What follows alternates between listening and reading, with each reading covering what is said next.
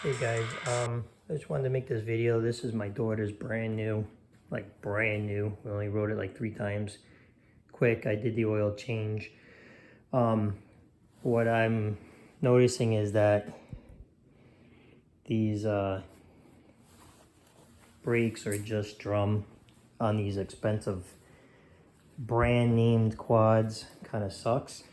But this is my Chinese one here. Obviously it has the hydraulic disc brake. So what I'm going to do is I'm going to do a conversion over to hydraulic disc in the back. I've seen a lot of videos where it seems like it's hard to do this, but it's actually not that hard. This will be my first time, but this stuff tends to come a little easy for me because I just fabricate shit all the time. So as you can see here, you take this off. That's for the hub. I didn't even take it off the rim, just left it. So you have your 2 washers. This is like a spacer, so when this sits on there, you can pop this onto the big one. Take your carded pin out, pop that out. So before you do this, put your back brake on. Take a large adjustable, or if you actually have an open-ended wrench this big, have someone sit on the quad, put the parking brake on, or if they can hold the back brake for you, and just put that wrench on here and just start cracking the locking nut first, take the other one off, and then this whole assembly slides off, okay? It's that simple. It's very, very simple. All right. Let me go over to what I'm doing as far as the rotor goes. So, this is your drum. This is what you're going to be taking off. And you can see I already have it mocked up. Now, please, you got to get this extremely perfect. Get yourself, whether it's a digital or just a regular one, you're not really worried about what it says on here on the screen or whatever. What you're doing is, and this is the other thing you might have to do, you have to get screws that have nice tapered heads on them and that fit. There's 4 holes in this drum. They have to fit perfectly, absolutely perfectly. Then what you're going to do is you're going to grind down these bolts or these screws until you get them where they're nice and flush in here, okay? This will now become pretty close to centered. What you're going to do is you're going to take your micrometer, and like I said, it doesn't matter what size it is, you're not looking for that. You're looking to center this. So you're going to take those and then you're going to start putting it from the groove to there, and you're going to lock it into place when you find a decent section. Basically what I did was I started from the bolt that went in the straightest, nice and flush, and none of this crap was on it, obviously. Laid flat on the table. You could kind of see how perfect it is when the correct bolt is in and you have the other one, and it'll move a little bit. You take this, you put it in here, and you get your first reading, or it slips into this right there. It'll slip in. So then what you do is you check the other side and make sure that it fits in correctly. You can see I put these C-clamps on, so it's a little bit tougher right now. But you can see it slips in. Okay. So then what you want to do is, once you have this locked, because these 2 are perfect, then you're going to go 90 degrees from them. Check your other side. Try to make sure you're getting it into the correct spline. And you're going to check it. And then you're going to flip it again. And then you're going to check the other side. And you're going to keep doing that until you get it perfectly centered. Okay? Once you get it perfectly centered, it's kind of helps to have somebody help you. I didn't, so I kind of did it myself. Put your first C-clamp in, snug it up a tiny bit, get yourself a brass hammer or a dead blow hammer, that's the plastic with the sand in it, and slowly tap it, tap it, tap it, tap it, till you get it perfect again. Tighten it back down, check it again, tighten it down, check it again. Put your second C-clamp on, very loose, check it, tighten it, check it, tighten it, check it, because what happens is in the back, especially with the C-clamps, you have those that tend to, they're supposed to, you know, freely twist, but sometimes they don't, and they'll drag the item with it.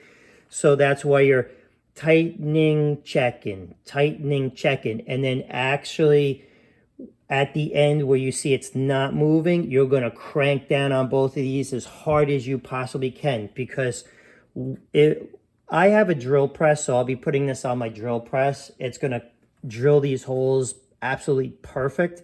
But if you have one of these, you want to get this as tight as possible.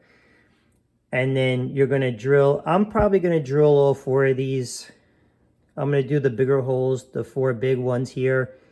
And then once I do this, then I'm going to do a nice circle. I'll get something that's this size here that mimics this size, and I'll cut this entire piece off.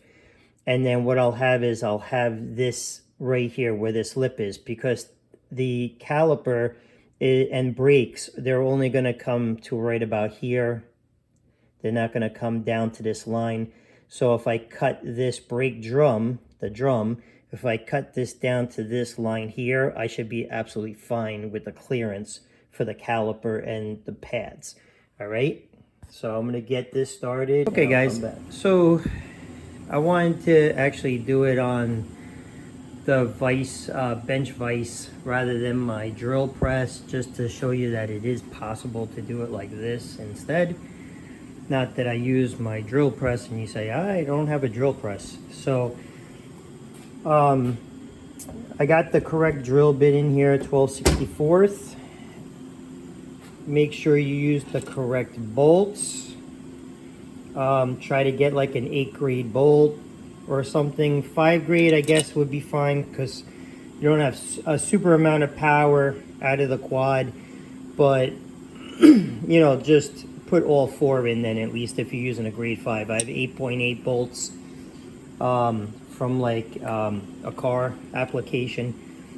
So that's basically what I did, was put in my bench vise here with the 2 giant clamps, C-clamps. You have to be just take your time. You want to get this super square and have it just go nice and slow and go right down until you get all 4 of them evenly. If you don't have it, make sure you get the correct drill bit for the size that you're choosing to do. And then obviously get the correct bolt so that it fits in perfectly and it's not just flopping around. So make sure that you do that. Most of the time these are going to be millimeter or metric scale, so make sure you get a metric size bolt. Preferably fine thread for this application. Of course, coarse thread tends to back out a lot easier, so you don't have to get super fine, but a little bit more of a finer thread would work too. All right guys, so we're at this point now, taking apart. Now I'm going to cut the drum. So with your caliper, again, or if you have a dial caliper, you're going to center this piece that you find that is the same as the circumference of this little bump right here, or in a little bit further. You don't want to go beyond this bump, because then possibly your pads and the caliper bracket that comes around the pads are going to hit the drum as it's kind of going around. Okay, so this is what I chose. So what you do is center this in between these 4 holes, okay, just like this. So each one of these is centered perfectly.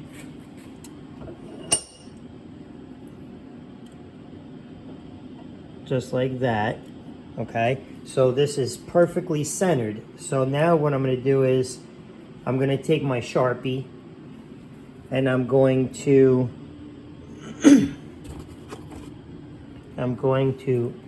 basically trace this and then cut it out.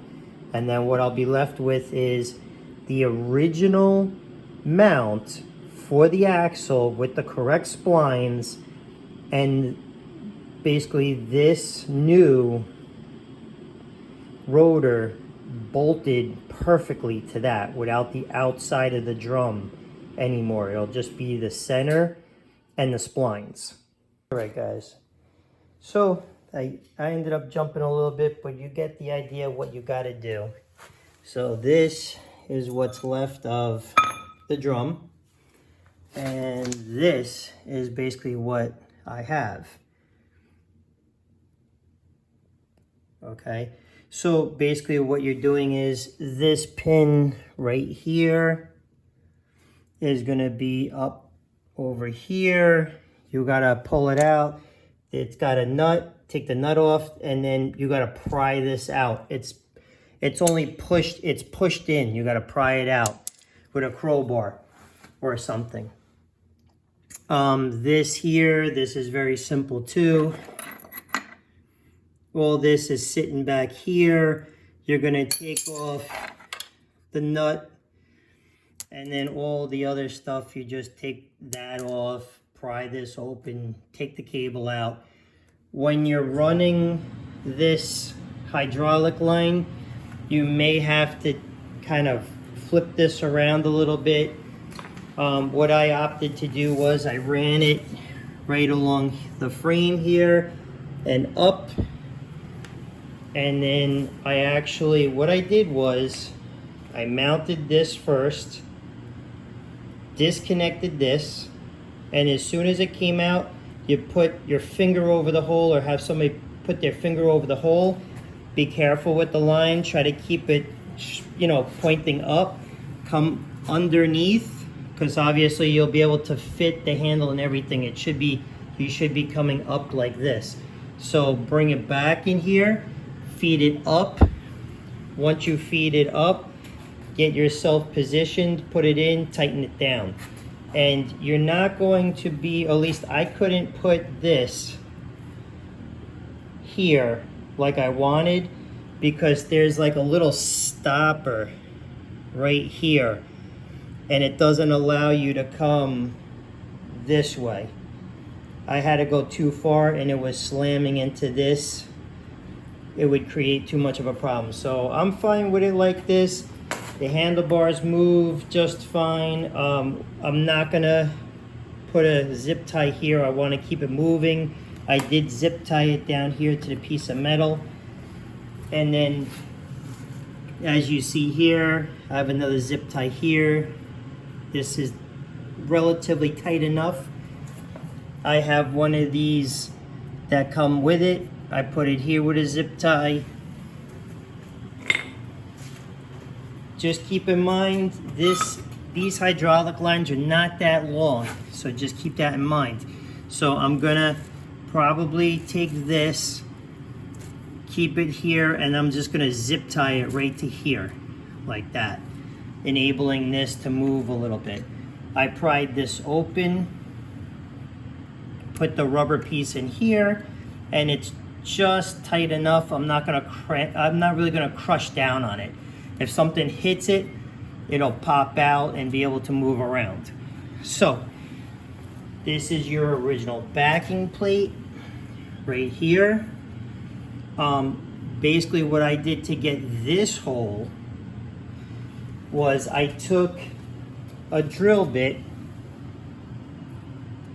that's exactly the same size as the smaller hole. It actually lined up with the hole of the caliper here that's threaded. I put it straight through, and I slowly made my mark, took everything back off, and drilled my first hole.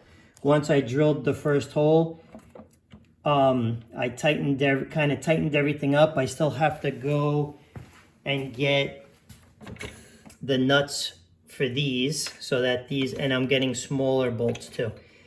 But you could see my marks here. So I'm gonna get a sleeve, a really nice size sleeve to put on here to take up the gap so that it's nice and tight for when I run this down. And then those are my marks, how long I need it.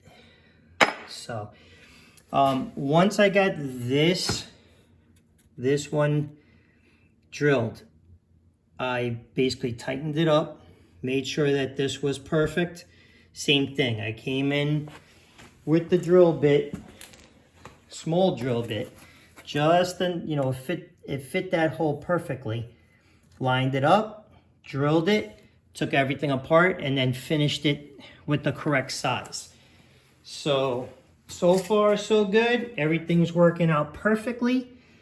Yes, it's sitting far away, but this ring is very strong. It should aid in, keeping everything nice and stiff. You have the original piece here with the correct size for the oil or the sealing ring that's in here, so you won't get any dirt in there. So everything so far is working very good. Let me just pull this off so you can see what this ended up looking like.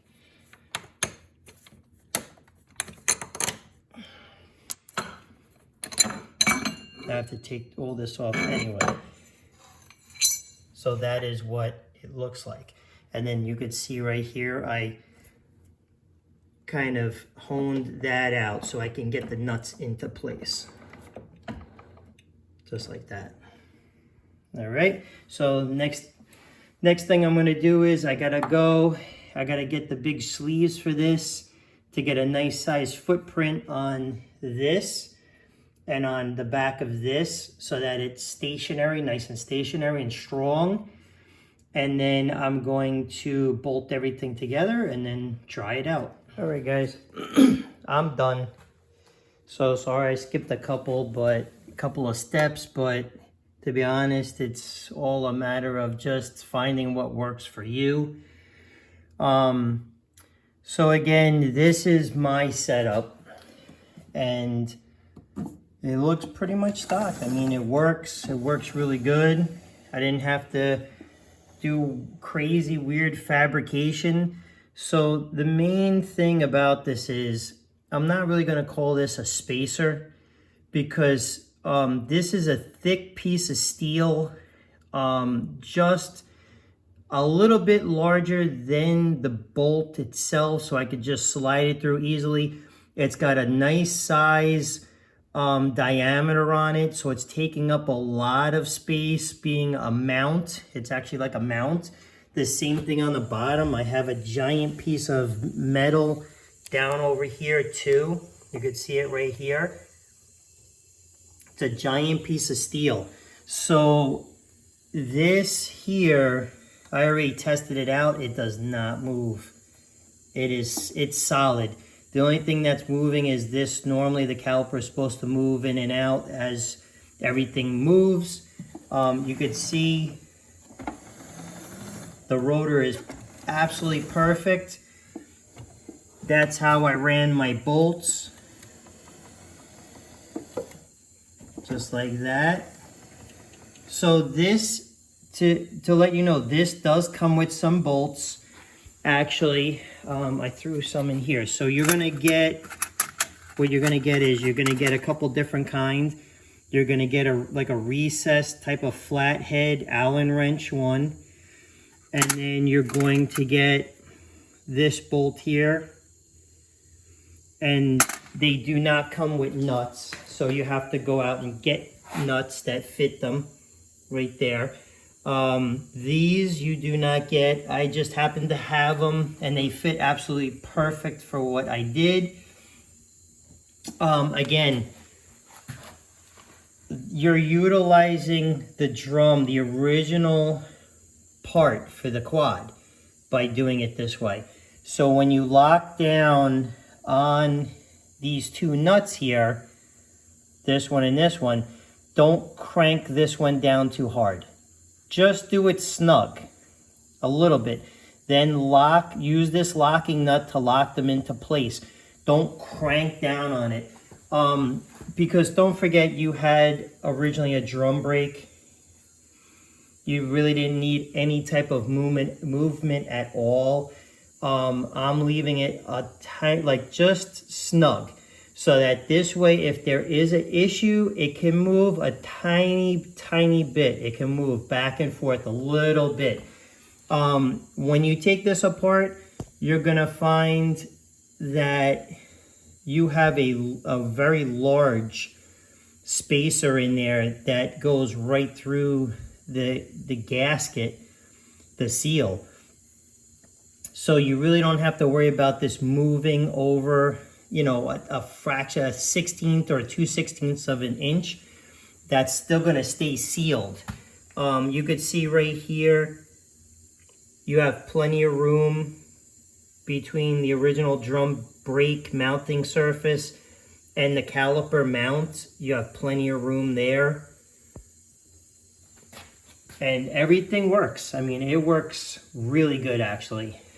What I did over here, I'm not a big fan of tightening down everything. I like to leave some stuff, especially cables like this, a little bit of flex so that it can move. If something hits it, it's got the, you know, it's got the flexibility to move, not rip or break.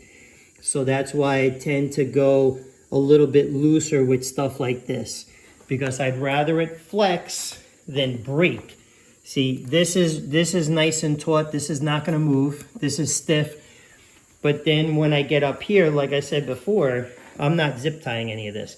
I'd rather have it move and flex than get pulled and then break up here or break down there. I don't want that.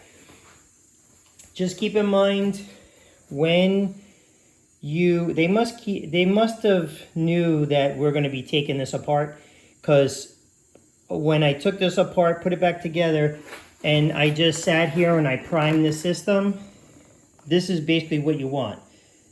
A tiny bit of air, and right just up at the top of the sight glass like that.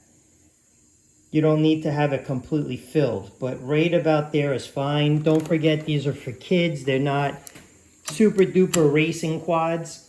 So what they're going to use them for is going to be more than plenty.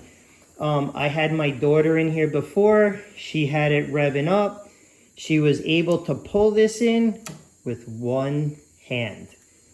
And she was able to stop the tires and the whole bit. So I told her, you know what? Grab this one. See if you can move this. She couldn't barely move this with one hand, and then I told her to move it with two, and she could only get to about there.